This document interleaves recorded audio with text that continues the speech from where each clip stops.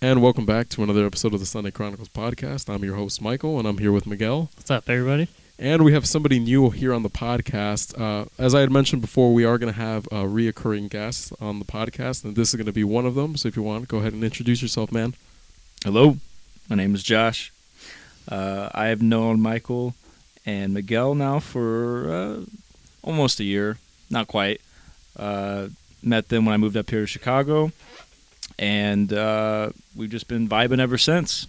And they got the podcast going, so I'm just trying to hop in when I can.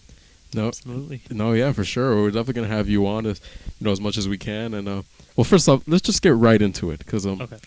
if you guys have been on Twitter, or if better yet, if you haven't been on Twitter, consider yourself lucky, because I don't know if you guys have heard about the tragedy that's happening in the hip-hop community, but recently artist, singer-songwriter NELLY posted on Instagram a video of him getting his pecker sucked. Oh. And according to him, it was an accident, right? But I don't really know how you post a story on accident. I mean, you have to confirm it like 2 or 3 times to post the video, right? But basically, the real tragedy is that everybody was flaming NELLY, saying that NELLY has a small dick, that he's this, that he's that, and it was just a very toxic community. I had the misfortune of seeing his pecker getting sucked on Twitter, and naturally I went to the comments to see what everybody was saying, as you do. And yeah, it was rough. They were flaming him left and right.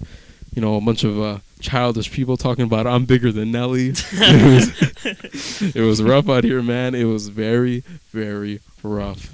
Hey, man, he's getting top and you're not. That's true. I mean, if you're complaining, he's rich and he's getting top. So again, this is a tragedy that is absolutely taking over the world, and it's everybody, talking about other people's dicks, man. I don't know. Think about the the man. publicity that he's getting. Oh, yeah. Just And some his songs are going to be charting again. Why? Because his dick's not on the internet. So look, you can't be mad, man. I don't know. Look, I gotta preface it and say that if you're really busy, worried, talking about another man's dick, you need to go pick up a hobby or get a job or something, man. Whatever. But again, all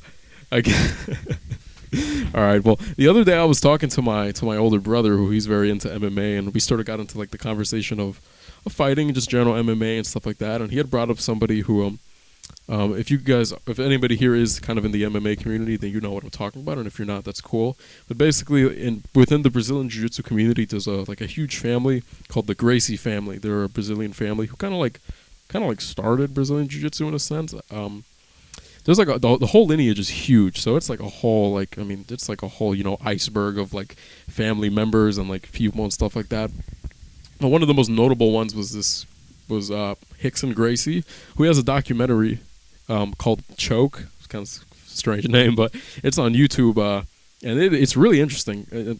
Even if you're into fighting or not, I think it's very interesting. And who knows? I mean, if you're looking for that motivation to get into like anything MMA, Brazilian Jiu-Jitsu, wrestling, anything like that, I definitely would recommend that you watch it, because it's actually really interesting. Mm-hmm. I watched probably like a little over halfway. I didn't get to finish it, but it basically just talks a little bit about like his life. It kind of follows him, and within it is like his breathing technique, which isn't super far off from like if you guys have heard of the Wim Hof method, which I'm pretty sure most people have already heard of Wim Hof. I mean, he's already kind of like, he's a pretty big dude.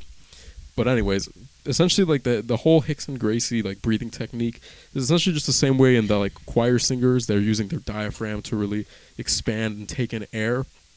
Again, I wouldn't be able to explain it to you super well, but from what I do know, it's essentially just using your diaphragm to breathe, as opposed to like typically, naturally when you're breathing, or you're like, I guess not taught to breathe, but like when you breathe, it's like you're breathing from your chest, from like your lungs, your upper rib area. And if you really look into the way that this guy RICKSON GRACIE used to breathe for like competitions and all this other stuff, it's essentially very heavy on using your diaphragm and your like stomach and abdomen. And I actually did try it out, and it's really interesting, man, because like if you just mess around with it, and like you hold your breath and try to see how long that you can hold your breath naturally, and then if you try it with the way that he does it, breathing in through his diaphragm and all that, you'd be surprised by how much you can hold your breath, because I was able to hold my breath for like a minute 40 something, which isn't anything crazy, right. But like, I mean, I don't think I had ever held my breath for that long. So again, pretty interesting stuff. You can look into all that. I know you know a decent bit about the Wim Hof technique. I don't know if you want to kind of get into that. It's pretty similar to that.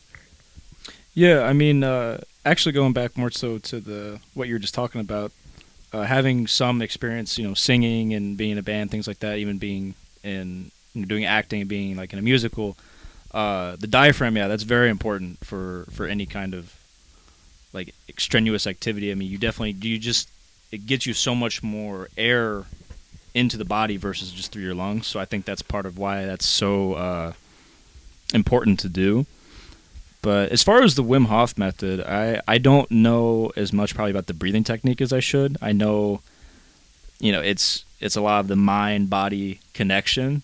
I totally just put you on the spot here, didn't I? No, I mean, I know a lot. I mean, it's just the idea for me has been more so about the cold exposure and his ideas of a lot of your problems can be solved, like a lot of your stress and existential burdens you have can be solved through just kind of that meditative state. And definitely, like, we've gone out and been to the club. I know, Miguel, I know you've gone with Michael before. I don't think we've been together yet, but just like jumping in the cold water, like jumping in the lake. We are by one of the Great Lakes in the Midwest. I won't say which one, but pretty close by. And this time of year, you can just hop in there, and it's pretty cold. I mean, that it's just a shock to the system.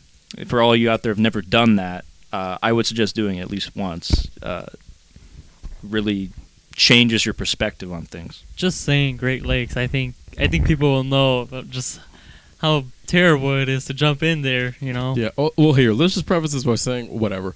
All of us are from Chicago. That's where we originate from. So if you've ever been to Chicago, I mean, what is it now? It's February right now, early February right now. So if you've ever been to Chicago or know anything about Chicago, I mean, it's cold as hell out here. Yeah. So you will hop into Lake Michigan in this weather. I don't know, but we did talk about this in the last episode. So if you could have heard the last episode where, we're talking about this again. But like I said, it was a very cool experience. I would recommend that anyone try it. Definitely, like, people, I mean, hearing it, you're like, this guy's like fucking crazy, right? Like, he's gonna go hop into freezing cold water and shit. Like, nah, like, fuck this guy. There's a little bit of mental thing you gotta prepare for. Just like, because you're jumping in really cold water. This is like a big shock, No, yeah, it's definitely different. I mean, it's definitely just sort of like that kind of like, wow, this is like really, really stupid. And you're kind of like, the heart rate kind of goes up. But again, very good experience. Mm-hmm. And, yeah, it's all very cool. Again, I wanted to kind of hit back onto, because again, I've been kind of learning and getting into learning a lot about like the MMA community and little things like that. And again, if you guys are into it, then you probably know what I'm talking about. And if not, then basically there's like a big group. I don't know. It's like kind of like an organization called Tiger Muay Thai, and they have a tournament basically every year. And just recently, it's like this really big thing. Again, you can find this like on YouTube, and they have a whole documentary as well. Basically, and anybody can apply. Like if you train MMA or Muay Thai and you think that you're good enough, you can basically sign up for this tournament. And this tournament happens in Thailand, and it happens every year. And basically, a bunch of guys and women as well, they all get together. They fly out to Thailand, and they compete in this big tournament. And like essentially, the winners are the people that place relatively high up. They get awarded like food and board, and they basically, I'm not exactly I don't remember how long that they stay there, but I know it's a few to like a couple months of just straight training. I mean, you're talking about they pay for your room, board, and food, so all you're doing is training. You wake up, you're fighting. You go to sleep, you wake up, you're fighting. You know what I mean? The people that win the tournament? Yeah, basically the people that like win the tournament or rank high. Mm-hmm. So obviously not everyone can make it, of course. So there's like select spots, but if you go there, you perform well and you win, and you end up landing a spot, then yeah, they pay for your room, board, and food for a few to a couple months, and you're basically just there training. And they have like a whole team set up they've really done like a number in the MMA community, because people that, all sorts of people from like UFC fighters to people that fight in Bellator, which I'm pretty sure everyone knows as the UFC, but Bellator is basically just another fighting like promotion, just like another fighting promotion. I don't know how to describe it, but I feel like you guys kind of get what I'm getting at. It's not just like another kind of UFC. And yeah, people that have come to train at Tiger Muay Thai, I mean, they're everywhere, man. It's like this really big thing. And yeah, it's like really been a kind of growing within the MMA community. And it's very cool. Again, all this stuff, like whether or not you're super into fighting or not, it's definitely just interesting to watch, because I mean, you see how intense it is. I mean, how these people are like, I mean, for someone who has trained MMA briefly and knows give or take about it. It's definitely rough, and it's definitely not for everyone. It's wildly uncomfortable at first, but it is very cool learning those skills, and it definitely there's a vibe to it. And I guess we'll segue onto from that and get into a little more controversial topic. And so recently I came to find out that there's like a whole neo-Nazi fight club thing. So basically, like a bunch of like white nationalists and stuff like that. You know, I guess a bunch of like the prototypical white racist guy. And so basically they started this whole like there's multiple of them. It's not just one, but basically it's like there are these groups of like like racist, hateful, like they all tend to be like white. No racist, right? But they all tend to be white, and they all get together and they train for the sole purpose of like going out to protest and like fighting people. Like they train MMA, they learn how to wrestle, like they learn how to fight, basically to go to these rallies and to obviously protest about whatever it is that they protest, right? But they're going out there like to do serious like ill will. Like these guys are going out here with like like ill intentions. It's pretty wild. It's pretty wild to see, man. Are these guys training to fight the Jews or what? I don't know. I don't know if they're true. Nah, I'm not exactly sure what it is that they're necessarily protesting. There's like different groups because again, there is one very famous here in the U.S. and there's another one that's like in Russia that's pretty big as well. In Russia? Yeah, like in Russia or something like that, which I guess kind of makes sense because I don't know that much, but I have heard that Russia's a little, Russia can be, it's not a super diverse place, so people aren't super fond of, people with some melanin, man. But hey, man, I mean, I say this all to just be like, you got to watch out there, man, because, there's some neo-Nazis in training, man, ready to go do ill will at these protests, man. It's crazy stuff. Did you guys know that at one point in time in Illinois, there was a protected, like, Nazi party? What? Like, legally, you could be a Nazi openly, and it was, like, a protected thing. Well, back in like the 70s and 80s. And who was protecting them? It was just like a legal thing. Government. It was like a protected ideology or something like that. Like a right to believe in whatever you want and express that, I guess. But then I don't know when, but obviously since it's a hate group that got like taken away. But I know it's actually. It's kind of comical, but it's in the movie The Blues Brothers, if you've ever seen it, which is like the prototypical like Chicago movie. So all of you out there that probably ever seen that movie, like you probably think that was a joke in the movie, but it's actually a true thing. Yeah, I mean Illinois Nazis, dude. That was like they were the Illinois Nazi Party. It was a real thing. That's it's wild fucked stuff, up. Man. No, yeah, I mean there's all sorts of fucked up shit that's going on in the world, man. But that's why I definitely do advocate, especially if you live here in Chicago. Look, well, let me say this, actually. I feel like Chicago kind of gets, like, a really horrible rap. If you go on anywhere, like, news, media, anything like that, I feel like they kind of make it out to be, like, Chicago's this, like, huge war zone. And don't get me wrong, it's definitely a dangerous place. I mean, we all live here, so we all understand how that's like. But it's not as horrible as people make it out to be, but it is pretty rough. So, again, no matter where you live, I definitely do advocate.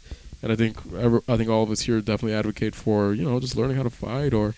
if you're interested in guns, I guess, exercise your Second Amendment right and get a gun, just to defend yourself because, not to get too morbid, but, it's a dangerous world, man, and there's people out there just trying to do ill will. So, you got to do your best to make sure that you stay safe, protect yourself and your family, your kids, if your parents, anything like that. Yeah, man, it's a little rough, and but we should probably get away from well, actually, you know what? I wanted to talk about because just recently. I went to a gun range for the first time. And that was a very cool experience. I went to I'm not exactly sure if this is like a big chain, but I know it's like a kind of like a chain place here in Illinois. It's called Shoot Point Blank. So we're not sponsored, by the way, but it's definitely a pretty cool place to go. It's just a gun range. You can go in as long as somebody has a FOID. You can bring in other people, which a FOID is like a firearm something identification card. Yeah. What is it? Yeah, it's something like that. I don't remember the exact acronym, but it's basically just an identification card that you can have that basically means that you can own firearms and all that jazz. And so, yeah, I went in there, and it was a very cool experience, It's very calm. It's very calm for the most part, It's very, you kind of just go in, and you get to see everything, and, there's a bunch of guns, like, hung up and stuff like that. If you're into that, like I said, it's not for everyone, for sure. But yeah, it was different, man. Like, because obviously I had never been there before, so I didn't have we didn't have ear protection because I went with someone else, and we didn't have ear protection, so we bought these little like crappy foam earpieces to put in, and it was like super sketch, man, because we're like walking towards this hall that's gonna take you into the actual gun range, and we're like trying to put on these like earplugs, and they like want to fall off. Like it feels like these things want to fall off, and I mean, you know, you don't have to be a scientist to know that you definitely don't want to be near where a gun's being fired without any ear protection, especially in a enclosed space like that. You know, usually like most indoor gun ranges, they're incredibly loud because of all, you know, the bullets only going 40, 50 yards, and then there's a ton of ricochet. Yeah. So the sound can only go to so many places. Yeah. It is like I mean, I'm not unfamiliar with guns, and I have been around guns being fired. I mean, it's something else, man. Like you can really feel like the shock wave and the energy and the force. It like passes through you. It's like it's very interesting. I don't know. It's definitely it's kind of like a little scary if you've never experienced it before, because it's very like, obviously depending on what people are shooting, of course. But you know, going into that hallway and then hopping into the actual room, like yeah, it takes a little bit to kind of get used to. At least for like it was the first time that I had been at a gun range, because you're super close to people that are firing guns. I mean, they can be like right next to you, like a few feet away. And so all that noise is like, you know, reverberating back in that room, and it's, you know, very loud. And it's definitely a whole thing. But it's like I said, I definitely do recommend that anybody go do that if you're into that. It's very fun. Going in to shoot guns. I don't know. Maybe it's just growing up and kind of like, you know, playing like video games and stuff like that, and you know, playing shooters and stuff like that. I don't know. It's just cool. It's definitely like it's a good skill to know. Like again, to defend yourself, and it could just be fun. You go to the range, shoot off a couple shots, and have some fun. I know you have a little more experience with guns than we do, so you want to get into that? Yeah, I mean, growing up in a more rural area, you know, I'm from a small town in central Illinois, and then just that's more part of the culture. You know, a lot more people have guns, I would say, than, you know, say more like the urban, you know, city living. And like me, I grew up actually hunting, just because, you know, like I said, rural area, a lot more land out there. That's something you do. And my family actually owned a little bit of land. And so, you know, every time, like in the wintertime, it sucks because you go out at like 5 in the morning and you're cold as fuck. And you sit for like 4 hours and you might not see anything. Mm-hmm. But then it's like as soon as that, you know, a deer or something comes out of nowhere, and it's just like, it's a weird experience. You know, I think like killing an animal like that, especially if you have like, you know, shooting it, or even if you bow hunt, like it's just, I don't know, it's a very like ancient experience, I guess I'd say, just because, you know, coming from like hunting society, you know, it's in our blood, you know, whatever, on my Joe Rogan topic, you know, elk, but it's just it's different, you know. And I grew up with more of a variety, I'd say, than just like pistols, you know, firing shotguns and different rifles. Very cool, but I feel like I also appreciate guns a lot more because of that. Because as a kid, I was taught well how, you know, that they're not just a toy. Mm-hmm. They're not something you can fuck around with, because you could very easily hurt yourself or someone else. And I know plenty of people who have gotten hurt. Family members, not necessarily from just, you know, shooting guns and being irresponsible, but, you know, just there's our stories out there. People just, they get kind of relaxed around stuff and they're messing around and something bad can happen. And so definitely let their guard down and stuff, you know? Huh? They, like, let their guard down? Yeah, I would say so. I mean, it's just like anything. If you get so, like driving a car, you know, you get so comfortable around it over time, which, we'll go into that. I know, Michael, you had a story about something happening with your car, if you wanted to talk about it. But, yeah. But before, I was going to ask. Yeah, go ahead. Miguel, have you ever really fired guns much? I haven't, no. Never? No. That should be something to do. I definitely We'll have to go out and do that, because kind of like Michael was saying, I mean, it's just it's like an eye-opening experience, I think is how I would say it. Mm-hmm. It may be at least more. So that's something you guys, like, I can't really relate to, that you guys would know more, as, or at least you would, like, if you didn't really grow up around that so much. Yeah. It's different, like, more in your adult life, getting exposed to that. Like I said, for me, from a younger age, I was, you know, I had to go take, like, when you're a kid, they actually make you go take, like, hunter safety courses, and, you know, you go for like a month, you know, a couple times a week, just going and learning all about gun safety and like the do's and don'ts. And as a kid, I think it's very like, it's you won't think so, but you do learn a lot and you retain a lot. And so I always appreciate stuff because of that. Even though as guys, like, we play video games and we do all the dumb stuff, and if you ever play like airsoft or shot your friend with a BB gun, you kind of realize like that stuff's stupid to do. But something about with a real gun, I think there's just like you know the difference. I guess unless you're there's some kind of disconnect somewhere. I don't know. Yeah. I mean, I also would say this because again, I mean, it kind of all depends on your upbringing for sure. If you were kind of brought up in a more like rural kind of a smaller town, like if you were grown up in kind of a culture where guns are a little more, I guess, just popular and it's kind of a part of like what they do and stuff like that, then it is definitely different. Again, if you are sort of somebody who's grown up in like in an urban environment and you get to that age and you want to go apply to get like a FOID, I don't think that in other states it might not be called a FOID, but basically just anything that will allow you to buy firearms.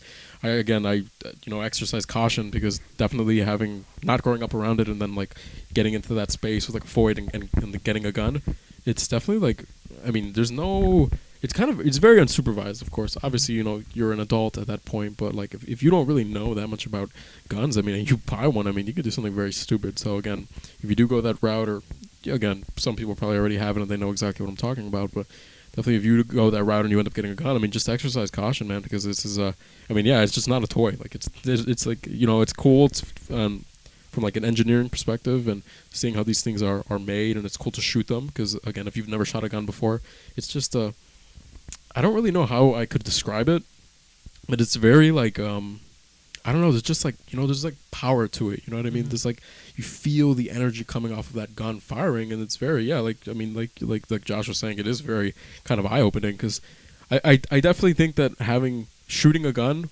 will definitely make you a lot more cautious around them because you understand what it is. Like if you just grew up watching people, like in movies and stuff like that, they shoot guns like it's nothing, right? And like these horror movies and stuff like that, people will just pick up a gun and automatically they're like decent shots. Like, yeah, that's not real life. Like it is like when I went to the range, I was sitting there for like a good 5 minutes really trying to figure out kind of like, because all guns are different, of course, but for the most part, it's all kind of the same thing. But I was like really trying to figure out how like I know about guns, but even me knowing about guns and going into the range, I was like really kind of like having trouble like loading this thing and like really getting everything in. Like we got the racking of the slide and all this stuff. It's a bunch of stuff. But yeah, again, and everybody's not super into guns, and ultimately, I can respect it as well. It's all it's all opinionated, or it's all your opinion, right? But yeah, it's definitely cool, and if you do go that route, like I said, just exercise caution and be careful with that and be responsible because it's definitely not a toy, man. There's all sorts of stories of people getting hurt, like you were saying. But yeah, I guess we'll kind of get away from like the guns for a bit, and then go on to something a little more lighthearted because obviously, I mean, if you guys are listening to this, then obviously you know that this is a very new podcast and it's a very new experience for all of us, and basically, I was hearing back one of the first episodes that we did, and it was just I guess it's just very strange hearing your own voice. It's like, if you've never done anything that, and you record yourself, and not so much like on your phone, because I do think I feel like everyone can relate. Like when you hear yourself on your phone, I feel like everyone feels like they sound really weird. It's not so much that experience when you're, recording with equipment like this, when you have like actual XLR mics and actual proper audio equipment and stuff like that, but it is definitely, it's definitely a new experience. It's a little strange, hearing your own voice and hearing it back and all that, and like getting all this stuff set up. But yeah, I don't know. How did you guys feel like listening back to your guys' own voice? Well, definitely for me, I mean, I am somewhat used to hearing myself just because, like I was saying before we start recording, having been in, say, like a band before, and I've done backup vocals and things, like you can hear yourself and yeah, you definitely feel like you sound different. I think everybody has like an idealized version maybe of like how they sound. It's like everybody thinks they're badass or whatever, and then you may or may not think like, oh, maybe I don't sound as cool as I thought I did, and it's just one of those things. I think you just learn to accept it, but people can do different things. Sometimes people kind of change the way they talk because of that, for whatever reason. But it just, yeah, I mean, I definitely feel like on this setup and how things have been going, it sounds pretty good. I don't notice too much of a difference now, but I definitely you can You can be on some stuff when you're listening to your voice on playback, and you don't even think you're the same person. No, yeah, it is definitely. Yeah, I mean, that's another thing. Again, if you guys are listening to this, especially if you guys are listening to this on YouTube, and you guys feel like something's a little off with the audio, or you guys have any advice for us, because again, we are still very new to this and like the kind of the podcasting and all this. If you're hearing this and you know any more than us about all of this, and you guys have any advice for how we could minimize anything, if there's like a lot of white noise, which I'm hoping that there's not that much, but if there is, again, feel free to let us know. We always appreciate advice and criticism, of course. Like we already mentioned, again, it's always welcomed. If you can, especially with like, I'll reiterate again, if we talk about anything and we get something wrong, by all means, feel free to correct us, because we don't want to be spreading out like misinformation or bad things like that, right? Nobody wants that. And no, yeah, and I guess yeah, right. We'll get back to the story about So basically, I'll give the story brief. I'll give the story briefly. Sorry, I was losing my train of thought. So basically, this was a few days ago. I went to go help Miguel. Mm-hmm. I went to go. Well, why don't you give your side of the story? Oh, man. Yeah, he needs to speak up. I feel Okay. like he hasn't been given a chance to talk about it. Okay, Yeah. So, Give your side of the story, and then. All right. So basically, I was on a date, right? So I was with this chick, and I was going to turn the car on. I had it. I was gonna turn it on. Come to find out, my battery is dead, and I had just bought this battery a few days ago. I was like, okay. At first, I was hoping I could push start the car, so I pushed the car out into the middle of the road. No luck there. So I was like, okay, so my battery's dead, I guess, and I didn't have. There was like really like no cars, no people around, right? I mean, yeah, just for a little background, I mean, this was like, what was this, like 12:01 in the morning, something like that. It was already pretty late. Oh yeah, like I was trying to get out of there like way earlier. Right. I was stuck for like a good 2 hours just trying to get a jump. Anyway, so I'm trying to figure out what I could do. I see a cop car pass by. I go to ask this cop if he could give me a jump or something, help me out. He comes over, he parks, he's about to give me a jump. Turns out this dude can't give me a jump from his squad car, so I was like, all right. I hit up Michael. I told him, I was like, yo, dude, I'm gonna need your help. And luckily he was awake. He was able to come. Eventually he came out to help me. And unfortunately, on this night, it started snowing pretty soon. Right after the car died, it started snowing. I'll segue into this. So, all right. So basically, in the morning to this day, I had gone out, and I was out, and I had gone out to a forest preserve, and I was walking around for a couple hours. So I was already pretty tired. I didn't get much sleep the night before. I probably slept like 4 or 5 hours, and I went out to go do this little short nature expedition. So, I go out and expedition. You discovering something out there? Oh yeah, okay, yeah, maybe Lewis not. like Clark over here. Yeah, you know what? That's the wrong word. So yeah, you're right. This was not an expedition, but I was just going. I was walking around, a little therapeutic walk, and so basically, I ended up falling asleep somewhere relatively early, and I don't know, as fate would have it, I ended up waking up to a message from Miguel telling me, "Yo, dude, like my car's like dead, like I can't get it out." And luckily for him, I live in a household where there's a lot of car stuff going on, and so I did happen to have like a jump pack to jumpstart his thing. And again, it was at this point I was probably leaving at around like I want to say like 1 a.m. And it was rough. I mean, it was snowing, but it was kind of like snow mixed in with like rain, and Like it was very slush. slippery. Yeah, it was like kind of like a slush type of snow, and it was super slippery, and it was pretty rough. And so it was probably like 20 something minutes out. So, and I drive like a sedan. I drive a regular, just like a forward wheel drive car. So I don't have any of that 4-wheel all-wheel drive shit going on.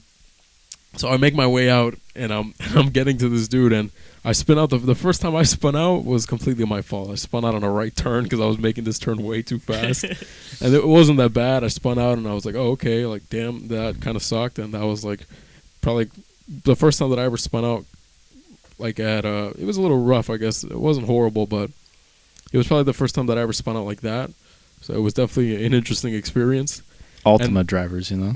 Yeah, I do drive an Altima, so yeah, if you want to, go ahead and flame me in the comments for driving an Altima and being Big an Altima guy. Big Ultima energy over here. Yeah. And A so menace.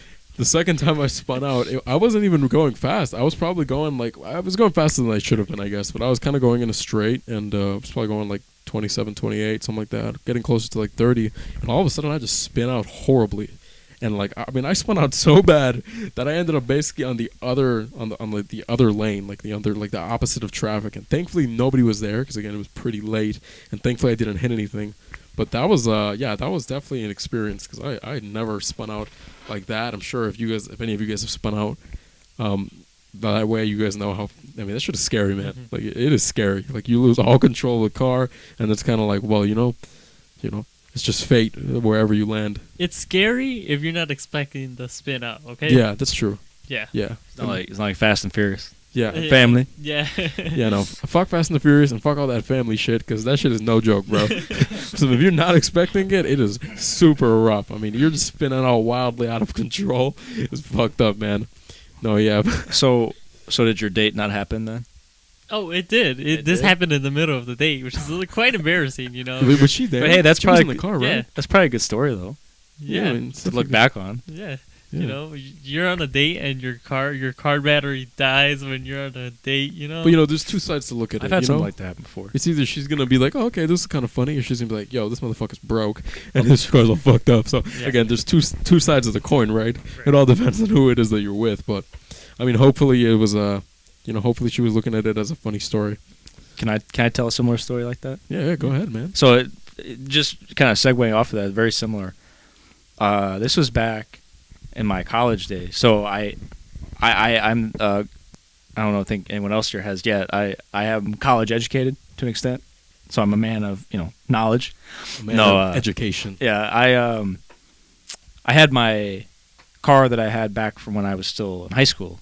It's a piece of shit car, and I was on a first date with this girl, and she lived. I was living in the closest city to where I'm from, which is Bloomington, and it was a small city. I mean, it was like 150,000 people. It's nothing crazy. But she lived back home in a small town outside of that, and so I drove out there one night. We went on a little date. Went out to same thing, do some nature stuff and An expedition. yeah, nature expedition. Maybe I don't know if that's what we were doing, but no, first date, all classy here. But that went fine, and then on the way back, actually no, something I just remembered from that. So there was like a little creek area, in there too. But since it was so dark out, you couldn't really see anything. And at one point, we're just like chilling and enjoying ourselves, and all of a sudden, we started hearing what sounded like splashing in the water. And the first couple times, I was like, it might be like an animal or something like crossing through, like nothing big deal. And then it happened a couple more times, and she freaked out. And she's like, I think there's like someone down there because it was like a little like cut off. Mm-hmm. And I was like, and after that moment, I kind of like second guessed myself. I was like, okay, maybe there couldn't be anyone out here. But I was like, maybe it's something. So we ended up leaving. And I ended up asking because I knew the person who owned that land. I asked him like the day after. I was like, yeah, we were hearing some really weird noises. Like, it's probably just the fish, because I guess apparently the fish like flop out of the water there. Yeah. And so they just kept like, it sounded like fucking like rocks in the water, like Bigfoot was out there. But anyway, that's a whole nother discussion that we can talk about for another episode. Yeah. Well, let me just say this: I don't fucking believe in Bigfoot, but if you do, I mean, hey, more power to you, man. But yeah, go ahead, continue. Yeah, we'll have to get in a big debate about Bigfoot then, I Yeah, guess. we'll get into a debate on like cryptids and all this other Whole stuff episode on that. in another episode. But For sure. We'll save that for another episode. So just I guess long story short, on the way back, my car absolutely blew up.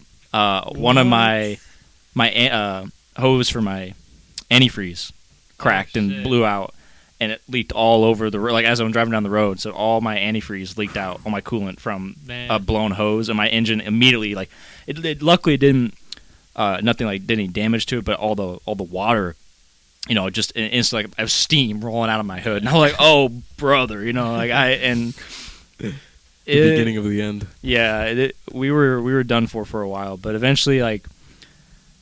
We weren't that far from where she lived, so I basically I let the car cool down, and then I'd wait like 10 minutes, and then I'd start it back up, and I would go as far as I could before it like started heating up again, steaming. That stop. And hindsight, probably not a great idea, but I got her back where she needed to be, and then I had someone come and like pick me up afterward. But I was like on the first day, I was like, oh, it's over, it's ruined. But as I'm waiting for the car to come get me, we just like we're hanging out on our doorstep. This is some shit like out of a movie. We're hanging out on our doorstep, and we're like looking at the stars and that sky. I think I started playing some music on my phone. Still got in, so it was fine. Look at that. Still got some. Oh my God. A success story. That's what I'm saying. Sometimes out of tragedy, like the best bonds or something can come from that. Absolutely. Have you been? So is this like have you been dating this girl, or is this just like a date? It's like a second date. Okay. Yeah, so it hasn't been long. So you got a little bit of chemistry at least. Yeah. Oh, look at that. Yeah. Well, congrats, friend. I mean, we love to see it, right? We love to see love. Something very wholesome. But you know what? Let that story be a reminder that if you're a driver, well, check your car, man. Obviously, this is kind of like a freak accident, right? But there's a lot of people, man, that they're just driving and they don't ever check anything, man. Like they don't check like anything. Like they don't check to make sure their oil's good, brake fluid, power steering fluid, all that type of shit. You gotta make sure that you're topped off, man. Cause hey, if my car's got gas, it can go. yeah, man, that is the mindset. Right there. That's the mindset of a lot of people, man. But again, well, if you can take away anything from this episode, let it be. There's neo-Nazis out there learning to fight, so you gotta watch yourself. So be strapped. Be strapped and or learn how to fight. Jump in cold water every once in a while. Yeah, I mean it'll be good for you, man. And check your car, man, because I mean, again, it's there's potential if you're with somebody, but nobody wants to be fucking stranded by themselves. That shit sucks. So we'll leave you with that. Thank you again for listening to another episode of the Sunday Chronicles podcast. Again, like, comment, subscribe, and share if you guys found this interesting. Again, comment if you guys think that we should talk about anything or just wanted to give any general advice for any of the audio or anything like that. So again, we'll leave you on that. Thank you very much for listening, and have a great day or great night. Goodbye. Thank you. See you.